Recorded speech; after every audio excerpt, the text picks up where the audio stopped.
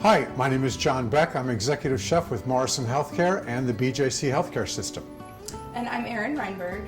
Welcome today. I'm the Health and Wellness Manager with Morrison Healthcare and the BJC Healthcare System as well.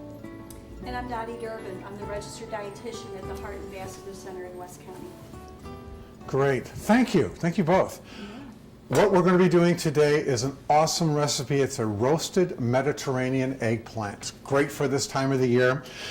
This is our star of the show here, these two beautiful eggplants that we have. I'm going to start out by dicing the eggplant. And I'm just going to cut the top of the eggplant off. The great news about eggplant is that it gives you that hearty feel without all of those extra calories. Unlike a potato or a starchier vegetable, it feels starchy, but it's not. It's only about 20 calories in a whole cup of eggplant. Absolutely. And what I'm going to be doing is cutting these in 1-inch cubes. So we want to have all of our vegetables in that size, because what's going to happen is they'll all cook evenly then, and I'll go into that in a second. But what I've done here is I've sliced the eggplant lengthwise now, and then I'm going to be making my cubes. About 1-inch cubes is fine. And I'm also leaving the skin on because there's a lot of nutritional value in the skin, and it looks really pretty too when we cook it. So I'll get this all diced up. And when you choose eggplant, you want to make sure that there's minimal bruising on it. You want to make sure that the skin is bright.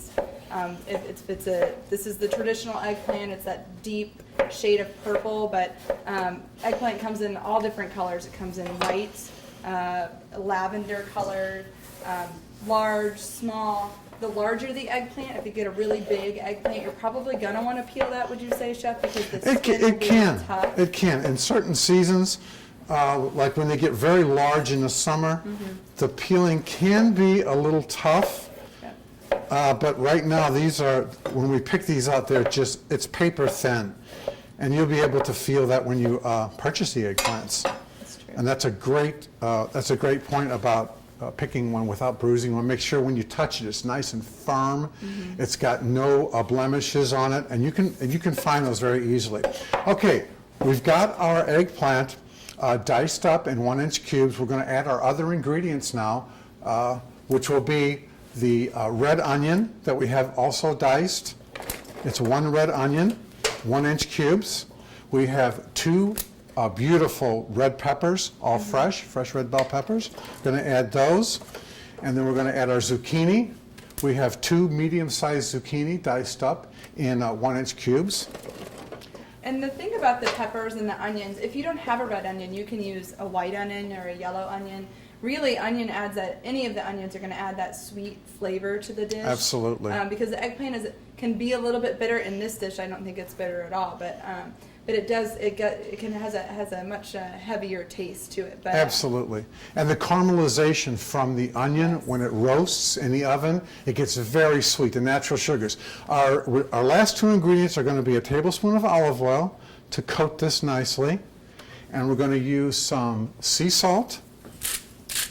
And I love using coarse ground sea salt, because when you use a coarse ground sea salt, you tend to use less salt because you get these crunchy little nuggets of salt, and it's absolutely amazing. And we're also going to be using fresh ground pepper. All of these ingredients were purchased locally at our supermarket. So everything right here is available, I would say almost everywhere right now. Year round. We're going to toss this so we get all that salt, the pepper, the seasonings in there. We get a light coating of olive oil on there. Get this all tossed. Look how pretty that is. So we're going to transfer our cubed and seasoned vegetables to a sheet pan, a baking pan, like so. And we are going to spread them out evenly. And you're going to see that they're going to condense What roasting does, it actually intensifies the flavor of the vegetable, and it's going to get a little bit of shrinkage. So I'm going to put that in the oven for at 350 degrees. I'm looking at about 15 minutes. You just keep an eye on it because your ovens are going to be different. All ovens cook differently. So we're going to start out at 350 degrees for 15 minutes. And you look at it and you think, wow, that's a huge pile of vegetables for only 6 people, but it shrinks down a lot. And you'll get about 6 to 8 cups out of this recipe. It's a great recipe to serve if you're having a party, friends and family over. It could be done in the winter with that hearty roasted eggplant giving you that full feeling. It can be done in the summer as well. All these vegetables are fresh and in great season in the summer. Absolutely. The second part of the recipe is we're going to make the dressing. I'm going to add 3 tablespoons of olive oil, 4 cloves of coarsely chopped garlic, fresh, and we're going to be adding 2 tablespoons of fresh basil. Now what we're going to make here is an infusion. So we're going to cook this. We are going to simmer this for about 10 minutes at a very, very low flame. And what's going to happen is all of that garlic and all of that basil is going to infuse into this oil. And what I have here is one that we have already prepared earlier, and you can see that the garlic is a golden color brown, and that's what you want to look for. You don't want it to burn, but you want to get it to be like a nice golden color, and that's where all the flavor comes out, and it's going to be penetrated and infused into this oil. Now tell me, Chef, if I wanted to use dried herbs instead of fresh, how would I? Absolutely. What I would do is I would go ahead and do the olive oil and the garlic, and then take that off and let it cool, and then add your dried herbs to that. But since we're using fresh herbs, and fresh herbs are available almost everywhere right now, if you have the opportunity, go for the fresh herbs because it's just so much better. The flavor is just so much more intense. So now that we've got our dressing done here, the other components are 3 tablespoons of balsamic vinegar, some low-fat feta cheese, and some beautiful yellow grape tomatoes. Now, let's pull out our cooked eggplant, and you can see right now how beautiful that looks and how it cooked down, and it really intensified everything. So at this point, we're going to take the eggplant that we have cooked with our vegetables. We're going to add that to our mixing bowl. And then the other ingredients, look at the color and It's amazing. The texture. The smell is just absolutely fabulous. Absolutely fabulous. No, that balsamic vinegar really adds that extra bite, that acidity that you want, and it adds to the smell as well. That so what I'm going to do here is I'm going to add my balsamic vinegar to my garlic and olive oil and basil. So it's going to make, I'm just going to stir this just lightly to make this beautiful vinaigrette. I'll pour that over the top. This is so simple and so easy. Add our feta cheese. It gives that nice bite that really goes well with the acidity. And then we're going to add our beautiful yellow tomatoes. And these, again, are available almost everywhere. So we're going to give it a nice toss. Wow. This smells so good. It does.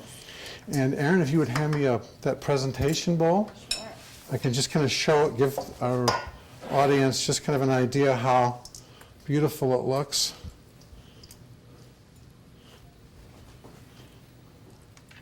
And this would look fabulous on anyone's table.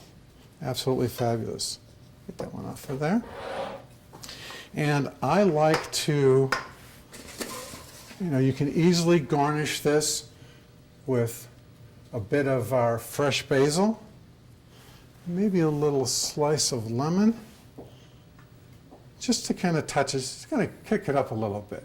Isn't that gorgeous? Isn't that pretty? Beautiful, yeah. Can't Now, wait to eat it. what I want to do is I want to take it one step further, because everybody, I get this a lot, is what do I serve this with?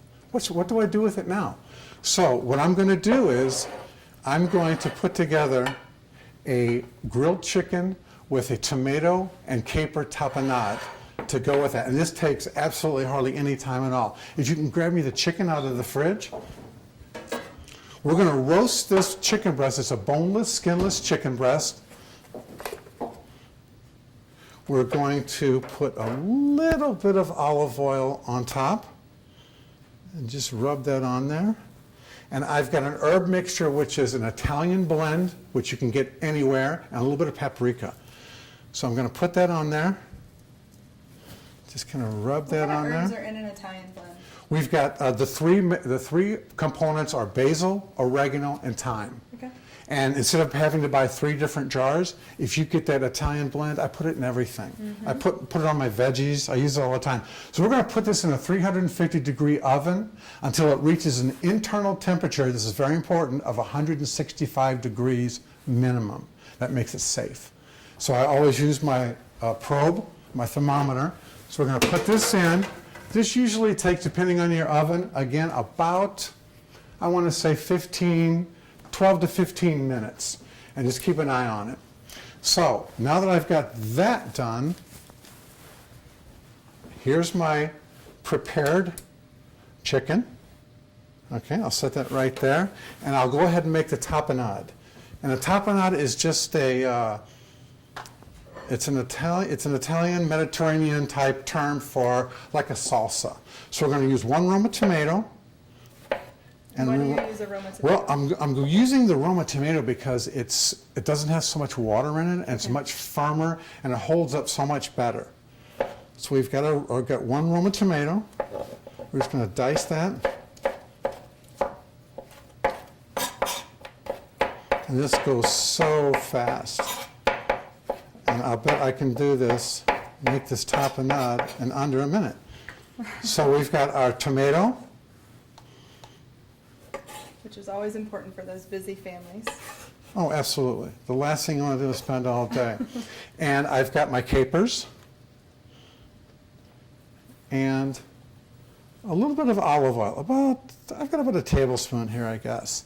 And again, this is not for one person. You have to realize that this will serve, a good amount of people. This could probably serve 4 to 6 people, depending on. So with that, I will just toss the tapenade gently. Okay. What are some other ingredients you could use in a tapenade? Oh, wow. Sun-dried tomatoes, olives go fabulous, like black olives and green olives. Okay. So we've got our beautiful Mediterranean eggplant that we're going to put right here. We're going to slice. I just like to slice this for presentation. It makes it look so much prettier. And it's much easier for your guests to eat. And chicken is so versatile. Everybody likes it. Usually it's one of those dishes, kind of a go-to dish for a healthy flair. Absolutely. We're going to add our tapenade.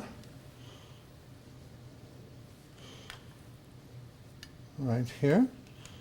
It's just a beautiful accompaniment to this.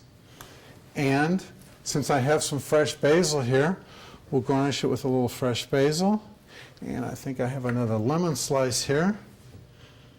Wow. That's amazing. How is that for a very fresh and healthy dinner, lunch, whatever you choose? Great. And if you're a vegetarian, really, this dish is almost complete, wouldn't you say, Dottie? I mean, I would say Yes. maybe adding a quinoa or a rice to it would be wonderful. Quinoa has such great full proteins in it.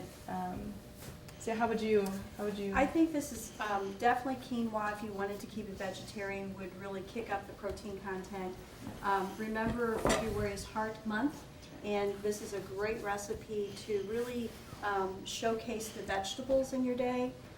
Lots of color there, lots of good nutrients, lots of vitamins and minerals and other very important nutrients for our health.